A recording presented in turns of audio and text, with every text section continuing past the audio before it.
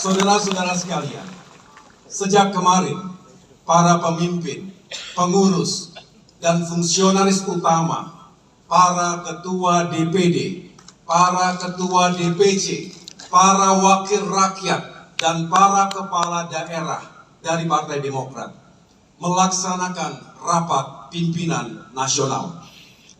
Mereka datang dari seluruh tanah air. Ada yang dari Sumatera, Jawa, Bali, Nusa Tenggara, Kalimantan, Sulawesi, Maluku, dan Papua. Pada rapat pimpinan nasional tersebut, Demokrat fokus pada 3 hal. Pertama, kami memikirkan dan mencari solusi atas persoalan rakyat, utamanya kondisi sosial ekonomi rakyat. Kedua, mengambil sikap atas sejumlah isu nasional yang fundamental. Isu-isu ini juga menjadi perhatian rakyat, bahkan dunia. Baik soal demokrasi, kebebasan, keadilan, maupun supremasi hukum. Ketiga, harapan dan rekomendasi Demokrat, baik pusat maupun daerah untuk pemilu 2024. Hal-hal itulah yang juga menjadi fokus pidato politik saya pada hari ini. Melalui mimbar ini, Partai Demokrat berkeinginan untuk menawarkan solusi-solusi terbaik yang dapat menjadi alternatif penyelesaian masalah rakyat saat ini dan ke depan. Saudara-saudara sekalian, persoalan rakyat yang dibahas dalam Rapimnas itu senada dengan suara-suara rakyat yang saya terima langsung pada saat saya dihampiri oleh ibu-ibu.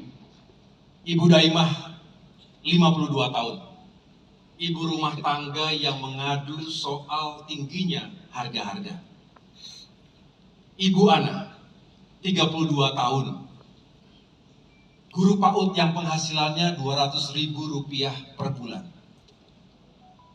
Ibu Indah, 25 tahun. Istri seorang supir truk yang penghasilannya tak menentu. Mereka meneteskan air mata. Mas Ahaye, kulo mboten mikir mangan sing enak. Saged mangan mawon, kulo sampun syukur.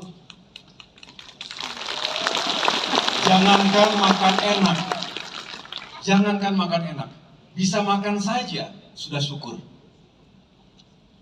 Di Cianjur, Garut, dan Cirebon, Jawa Barat, para pelaku UMKM mengadu soal menurunnya daya beli masyarakat.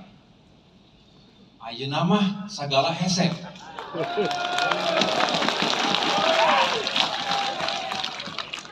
Sekarang ini semuanya serba sulit. Sementara itu, ketika saya berkemah dengan para pengungsi korban gempa di Pasaman Barat, Sumatera Barat, mereka bercerita soal beban kehidupan yang berat. Sudah ekonominya sulit, ditimpa bencana pula. Di Jawa Timur, Riau, Jambi, dan Aceh, para petani mengeluh harga jual komoditas di tingkat petani masih sangat rendah. Sedangkan harga pupuk tinggi dan langka, membuat mereka sulit bertahan.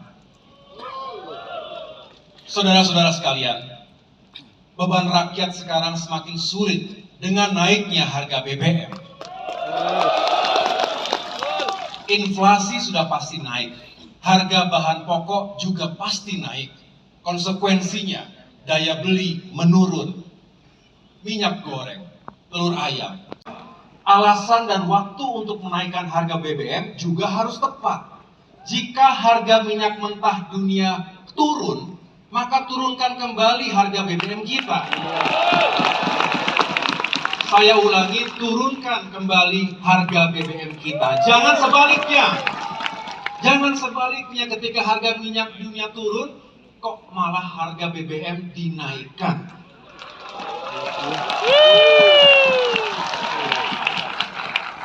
Saudara-saudara sekalian, rakyat yang saya temui di desa-desa, di kota-kota, baik kota kecil maupun kota besar, di stasiun, di bandara, di gang-gang sempit, di restoran, di warung-warung kopi, Pembangunan manusia.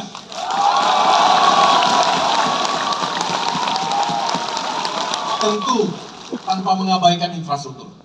Infrastruktur pun seharusnya dibangun secara nasional, pusat dan daerah. Dan mencakup semua sektor, bukan hanya memprioritaskan jalan-jalan tol.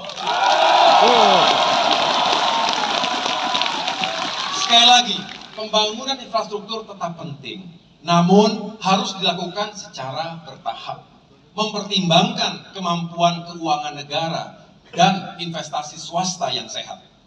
Kita harus mencegah penggunaan dana utang yang terlalu besar. Utang Indonesia 8 tahun terakhir ini meningkat tajam, jauh di atas keamanan fiskal kita. Utang Indonesia saat ini sebesar 7.163 triliun rupiah atau meningkat 4.500 triliun rupiah. Ini merupakan risiko tersendiri bagi perekonomian kita. Sebab di samping membebani pemerintah-pemerintah mendatang, juga berbahaya jika perekonomian global dan nasional terguncang dalam krisis. Ingat, utang yang sangat besar bisa mengakibatkan debt crisis atau krisis utang, yang pada gilirannya bisa menjadi pemicu krisis ekonomi secara nasional. Banyak contohnya di dunia. Saudara-saudara sekalian, izinkan saya kembali menggarisbawahi pentingnya pembangunan manusia ke depan, di samping pembangunan infrastruktur. Pembangunan SDM memang membutuhkan waktu yang panjang. It is a never-ending journey. Tetapi pembangunan SDM akan memberi manfaat yang jauh lebih besar bagi negeri ini. Bila kualitas SDM kita meningkat, maka produktivitas bangsa akan meningkat. Pertumbuhan ekonomi juga akan meningkat. Pertumbuhan ekonomi yang tinggi akan meningkatkan pendapatan negara maupun pendapatan per kapita. Juga menciptakan lapangan pekerjaan yang luas. Artinya, negaranya semakin maju, rakyatnya semakin sejahtera.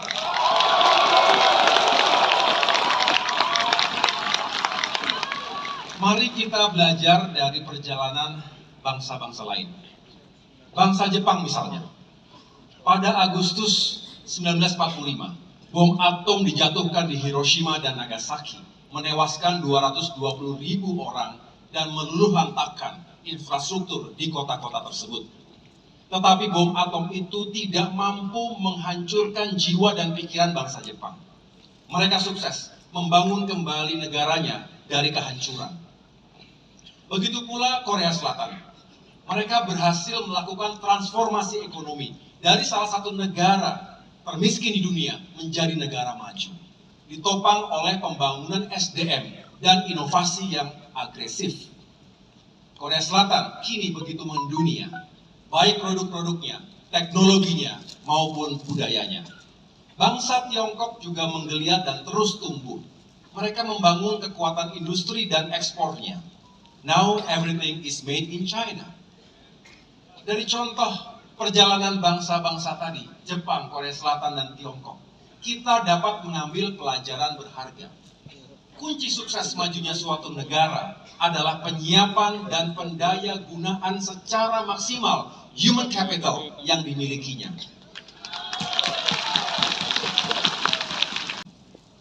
Kita tahu bahwa dunia tengah bergejolak. Bukan hanya dampak dari peperangan di Ukraina yang menghadirkan situasi geopolitik dan keamanan internasional yang panas dan berbahaya. Situasi perekonomian global juga ikut terdampak, dan dampak buruk dari krisis ekonomi tersebut telah Indonesia rasakan. Kita mengapresiasi niat baik dan upaya pemerintah dalam menghadapi tantangan dan ketidakpastian global tersebut. Namun, kita harus mengapresiasi yang sudah dilakukan. Namun, jika pemerintah tidak cakap melakukan antisipasi dan adaptasi yang diperlukan, maka perekonomian kita tidak selamat dan rakyat tentu yang akan menderita karenanya. Saudara-saudara sekalian, rakyat sedang mengawasi jalannya penegakan hukum di negeri ini, juga mengawasi perilaku para penegak hukum kita. Selama ini rakyat diam, mungkin ketakutan. Hukum dijalankan, tajam ke bawah tapi tumpul ke atas. Tajam ke lawan tapi tumpul ke kawan. Mengamankan kawan politik dari proses hukum namanya obstruction of justice. Menghalangi penegakan hukum.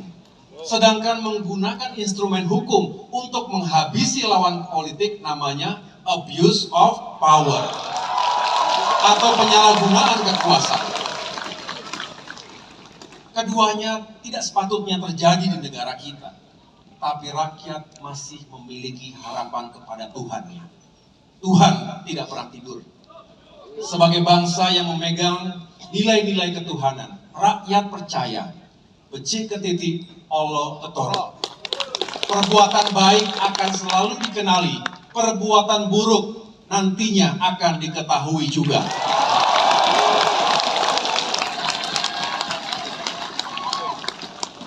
Terkait demokrasi dan penegakan hukum, Demokrat berkomitmen untuk menjamin kebebasan sipil, kebebasan pers, kebebasan berpendapat, serta tumbuhnya demokrasi.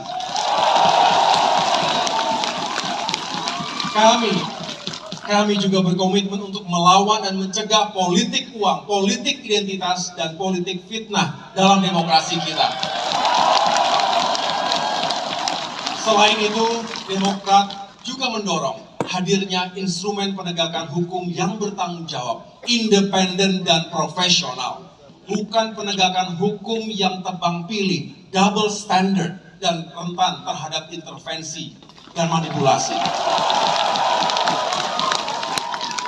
Para kader Partai Demokrat, sesuai dengan hak politik yang kami miliki, Demokrat tentu ingin membangun koalisi dengan partai-partai lainnya. Juga mengusung pasangan calon presiden dan calon wakil presiden. Koalisi dan pasangan capres dan cawapres tentu harus sesuai dengan kriteria dan tema perjuangan politik Demokrat dalam pemilu 2024 nanti, yaitu perubahan dan perbaikan.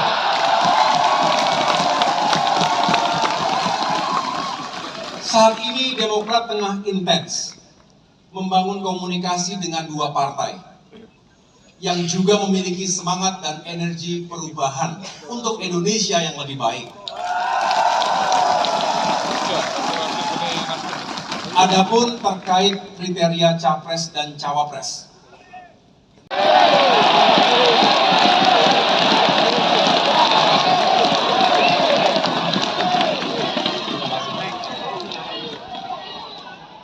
saudara-saudara sekalian, pintu untuk melakukan perubahan dan perbaikan terbuka lebar pada pemilu mendatang. Itulah momentum terbaik 5 tahunan bagi rakyat Indonesia untuk menentukan nasibnya sendiri. Untuk itu kita, Partai Demokrat, harus menjadi motor dari perubahan ini. Demokrat siap? Siap untuk melakukan perubahan? Kita tahu, dalam setiap langkah perubahan hadir keraguan dan ketakutan. Saya jadi teringat sebuah tulisan di Komando Latihan TNI Angkatan Darat yang bunyinya, ragu-ragu lebih baik kembali. Maka untuk melakukan perubahan dibutuhkan keberanian untuk mengambil risiko. Who dares win? Siapa yang berani akan menang. Demokrat berani? Berani untuk melakukan perubahan?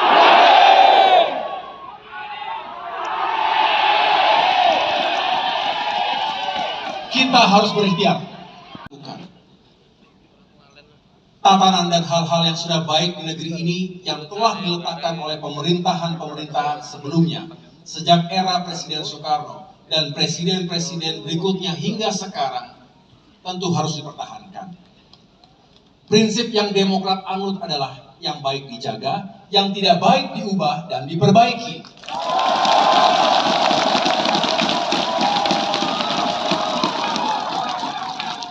Para kader Demokrat dan rakyat Indonesia yang saya muliakan, pada bagian akhir dari pidato ini, saya akan menyampaikan komitmen Partai Demokrat untuk melakukan perubahan dan perbaikan demi Indonesia yang lebih baik.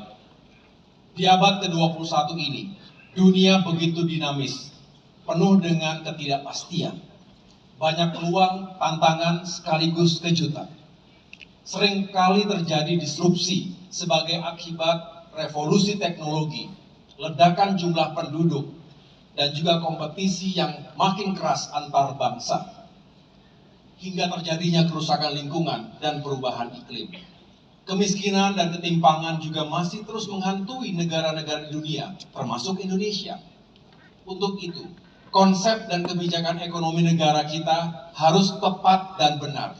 Demokrat menawarkan kebijakan pembangunan yang dapat membuat ekonomi terus tumbuh, membuat kesejahteraan masyarakat makin adil dan merata, tanpa harus merusak lingkungan.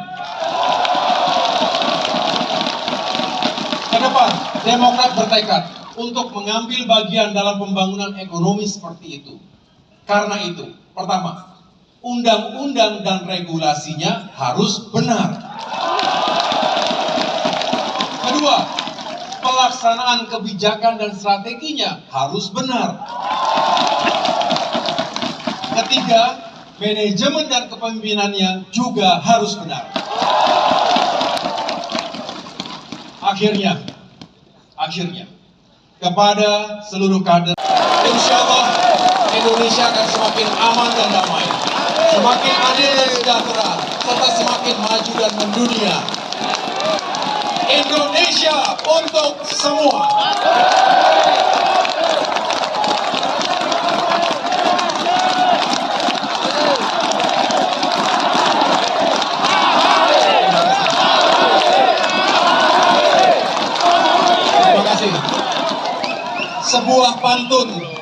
Sebuah pantun dari saya. Ucap. Tali kemudi digenggam erat. Jangan bimbang dalam berjuang.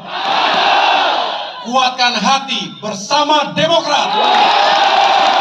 Terima kasih, Tuhan bersama kita.